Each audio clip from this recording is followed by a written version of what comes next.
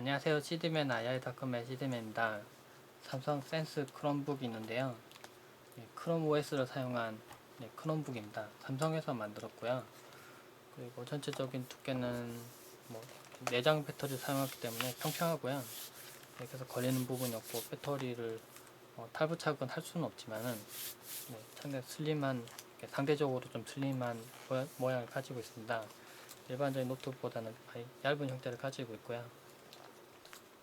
지금 대기 모드로 되어 있는데 화면을 열면 2초 정도 내에 바로 사용 가능한 모드 됩니다. 지금 제가 크롬북을 사용하면서 장점이 되는 부분과 단점이 되는 부분을 한번 정리를 한번 해봤는데요. 장점 되는 부분은 있습니다. 바이러스에 걸리지 않는, 바이러스는 걱정은 안 해도 되고요. 대신에 악성 코드는 당연히 웹사이트에서도 동작이 가능한데 설정을 보면 고급 설정에서 피칭 및 악성 코드를 차단하는 부분이 있습니다. 이 부분이 자동으로 체크가 되어 있기 때문에 악성 코드는 걱정을 안 해도 될 것 같고요. 그리고 빠른 부팅 속도, 완전히 껐다가 다시 켰는데 7초밖에 걸리지 않고, 그리고 닫았다가 다시 열고 사용 가능한데 2초밖에 걸리지 않습니다. 속도가 상당히 빠르다는 점. 그리고 어플 설치는 새 창에서 앱스토어에 가서 여러가지 게임들이나 아니면은 지금 앵거리버드도 있는데 게임이나 이런 개발자 도구, 블로그 관련된 어플리케이션, 게임, 가족, 이런 식으로 해서 여러가지 아주 많은 애플리케이션들을 설치가 가능합니다.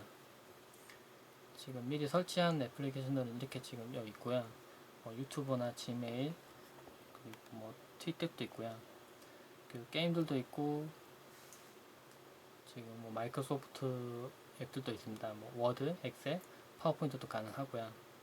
당연히 클라우드에 기억이 되도록 되어 있습니다. MSN 메신저도 있고요. 그리고 웹에서 네이톤도 동작이 가능한데, 그래서 웹에서도 네이톤이 가능합니다. 당연히 네이톤 자체는 설치는 불가능하고요. 구글 토크도 해서 화상 채팅도 가능합니다. 그리고 게임을 하는 걸 잠깐 보여드릴 수 있는데, 앵거리버드만 한번 해보겠습니다. 앵거리버드만 그나마 유일하게 안 끊기고 동작이 가능한데,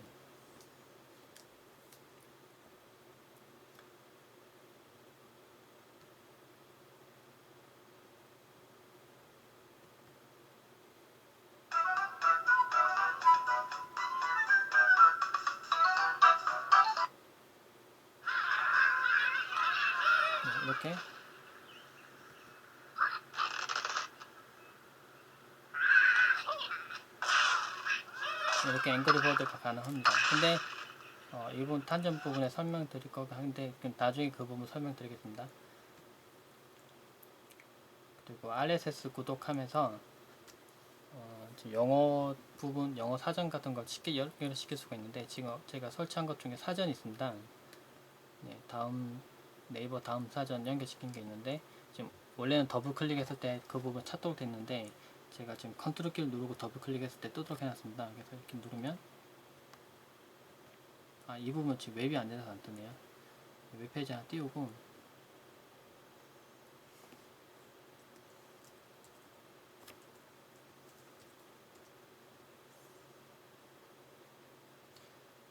만약 이 부분을 사전 검색해야 된다면은 컨트롤 키 누르고 더블 클릭하면 제가 연결되게 해놨습니다.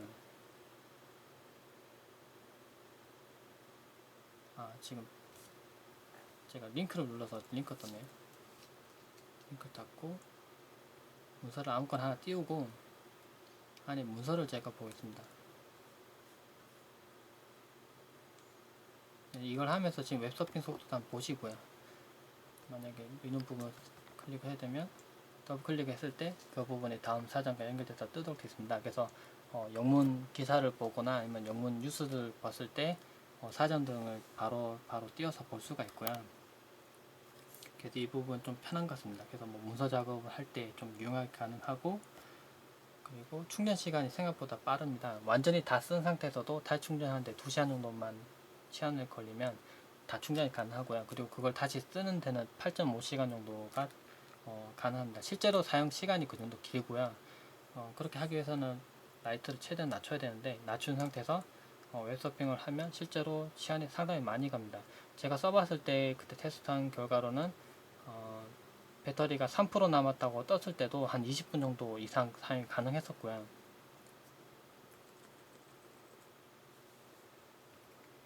그리고 앱스토어의 다양한 점은 아까 설명을 드렸고, 앱스토어에서 스킨도 설치 가능합니다. 그 스킨 설치하면은 지금 이 OS의 지금 형태 등을 바꿀 수가 있고요. 모니터 밝기를 최대한 낮출 수 있는 부분이 장점이기도 합니다. 왜냐면은 음악 등을 재생시켰을 때 라이트를 사실 켜놓을 필요가 없죠. 다른 노트북 같은 경우는 밝기를 낮춰보면 최대로 낮춰도 화면이 완전히 꺼지지는 않습니다. 왜냐면은 완전히 꺼지면 사용자들은 노트북이 고장난 걸로 오인할 수 있기 때문에. 그런데 그 부분 반대로 완전히 빛을 낮춰서 백라이트를 끄는 기능도 사실 필요합니다. 근데 그 부분이 구현이 되어 있습니다. 그래서 완전히 꺼서 백라이트를 꺼서 최대한 사용 시간을 길게 만들 수가 있습니다. 그리고 두 개의 스피커에서 나오는 소리가 상당히 좋은데요. 제가 지금 여기 SD 카드에 음악을 넣었는데 그걸 여기 SD 슬롯에 넣습니다. 그러면 스캔이 일어나고요. 음악이 뜹니다. 음악을 아무거나 하나 재생 한번 해보죠. 지금 음악이 들리는데 좀 자세히 봐야 될 부분이 스피커가 양쪽에 두 개가 있습니다. 사운드가 상당히 좋은 편입니다.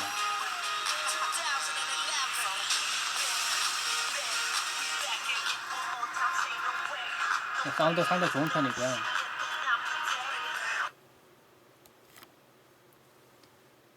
그리고 단축키 활용도가 높은데, 단축키들은 상당히 여러 가지입니다. 뭐 탭을 새로 띄울 때는 여기는 검색 버튼 한번 눌러도 새 탭이 뜨고요. 그리고 새 탭도 띄울 때 이제 컨트롤 T를 눌러도 새 탭이 뜹니다. 그리고 만약에 완전히 새로운, 지금 창이 전체 화면으로 무조건 뜨는데 이 화면을 더 만약에 최대화를 할 때는 이쪽 부분 여기는 최대화 버튼 눌러서 최대화를 시킬 수가 있고요. 그 이외에 새로운 영역을 하나 만들 때는 컨트롤 N을 눌러서 새로운 영역을 하나 만들 수가 있습니다. 그래서 만약 여기서 여기서 만약에 다음을 들어갔다고 치죠. 다음 사이트를 들어갔고, 그 전에 지금 제가 띄웠던 부분이 있습니다. 그 부분 다시 넘어가고 싶을 때는 지금 오른쪽 위에 보면은 지금 다중창이 연결되어 있다고 지금 나타나는데요. 여기서 같은 버튼을 눌러입니다. 그럼 그 전에 화면 넘어옵니다. 지금 네이버가 떠 있죠. 다시 이 전환 창을 누르면은 그 전에 창을 또 다시 넘어갑니다. 이렇게 지금 세 개가 떠 있는데 지금 왔다 갔다 이렇게 하면서 작업이 가능합니다. 그래서 여러 가지 다중 작업을 할 때 좀 편하게 사용 가능하고요.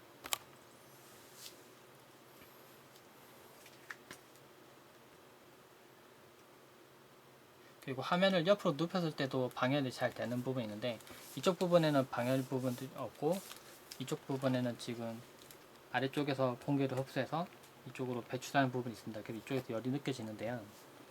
이 부분이 곡선으로 되어 있고 아래쪽에도 통풍구가 있기 때문에 이쪽으로 막아서 쓸 때는 사용자 문제가 안 되지만은 이쪽으로 막아서 쓸 때는 통풍구가 사실 막힙니다. 그래도 막더라도 이쪽에서 바람이 새어나와서 완전히 고장나는 걸 막도록 되어 있습니다. 그래서 그리고 또 괜찮은 부분이 이쪽 부분은 안쪽에 히트싱크 부분이 뭐 가려져 있거나 하지 않습니다. 지금 이 안쪽 부분에 팬 쪽은 완전히 열려 있는 상태로 되어 있기 때문에 실제로 사용 시에 뭐 잠깐 막더라도 뭐 문제가 되지 않도록 되어 있었고요. 그리고 상대적으로 충격이 강합니다. 내부에는 하드디스크가 쓰이지 않고 SSD만 사용이 되는데, 그래서 흔들고 충격이 가하더라도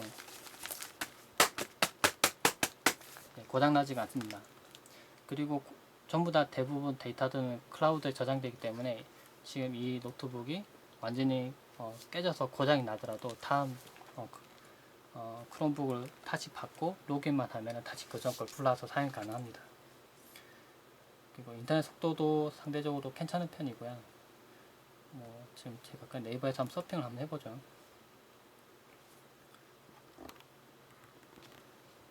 지금 이렇게 기사도 한번 보고, 지금 연결되어 있는 거는 와이파이로 지금 연결된 상태입니다. 지금 문서가 내용 길어서 좀 천천히 뜨네요. 지금 웹서핑 속도가 뭐 크롬북이라고 해서 뭐 아주 빨리 뜬다는 얘기가 있었는데 그러진 않고요. 실제 좀 해보면은 좀 문서 내용 긴 부분에서는 로딩 부분 좀 시간이 걸립니다. 아무래도 CPU 파워가 좀 떨어지기 때문에 그 부분이 있고요. 속도는 이 정도 됩니다. 그리고 나쁜 점 등을 정리를 해봤는데 힌지 부분이 좀 약한 부분이 있습니다. 그래서 지금 화면을 열 때는 상관이 없는데 부드럽게 열리는데 화면을 위로 들어서 사용하는 경우도 있을 겁니다. 누워서 사용하는. 근데 화면 저절로 닫혀버립니다. 이렇게 힌지가 약한 것 같은데 안쪽 부분을 좀 더 조여주면 될 것 같긴 한데 화면 열어서 봐도 무게를 못 견디게 내려와 버립니다. 그런 부분이 좀 있고 누워서 사용할 때 이 부분 좀 걸리더라고요. 그리고 탭을 많이 띄워놓고 사용 시에 가끔 메모리를 너무 많이 사용해서 이게 멈춰버리는 경우가 생깁니다. 메모리가 2기가라는 게 좀 부족한데 그 부분을 또 한 가지 또 문제점은 뭐냐면 메모리가 보드에 온보드 되기 때문에 임의로 확장시킬 수가 없습니다. 그래서 메모리를 확장시킬 수 없는 부분 좀 단점이고요. 생각보다는 메모리를 좀 많이 사용합니다. 여러가지 사용할 때. 그리고 로컬에 있는 동영상을 재생이 불가능합니다. 그래서 음악 등은 미디어 플레이어로 재생이 가능한데 동영상을 메모리 카드나 뭐 외장 하드에 연결시켜서 꽂았을 때 SD 카드 같은 경우는 빨리 스캐닝 가능해서 뭐 음악 같은 거는 불러올 수 있었는데 동영상 재생 안 되고요. USB에 있는 외장 하드를 연결시켰을 때는 계속 스캐닝만 하다가 실제로 연결이 안 되는 걸 볼 수가 있었습니다. 그래서 제가 실제로 느린 줄 알고 한번 꽂아놓고 한 30분 이상씩 대기를 한번 해본 적이 있는데 그래도 연결이 안 됐었습니다. 그냥 대기 모드로 빠지고요. 그리고 생각보다는 낮은 CPU 퍼포먼스, 그러니까 배터리를 좀 오래 쓰는 장점은 있긴 하지만은 그리고 실제로 크롬 OS가 그렇게 CPU 파워를 많이 사용하는 건 아니기 때문에 그래서 좀 낮은 CPU를 사용했는데 그 바람에 애플리케이션에서 지금 제공하는 게임 등을 실행시켰을 때 몇몇 게임들은 거의 안 돌아갑니다. 거의 안 돌아가고 이렇게 누르면은 반응이 너무 늦게 와서 게임을 할 수 없는 정도로 느리게 동작하는 게 있어서 좀 CPU 파워가 좀 낮은 부분이 있고요. DLNA를 활용하는 부분에서 상당히 취약합니다. 그 부분은 어쩔 수 없는 부분 같고요. 웹페이지를 확대하고 축소할 때 좌우 스크롤 부분이 안 됩니다. 그래서 위아래 부분 스크롤 되는데 양쪽 부분은 뭐 이렇게 한다거나 하는 부분이 안 되기 때문에 좀 불편할 수 있고요. 그 이외에는 뭐 아까 장점 부분에서 빠뜨리겠는데 키보드 타이핑이 상당히 좋은 편입니다. 키보드 느낌이 상당히 좋은 편이고 그리고 웹서핑 할때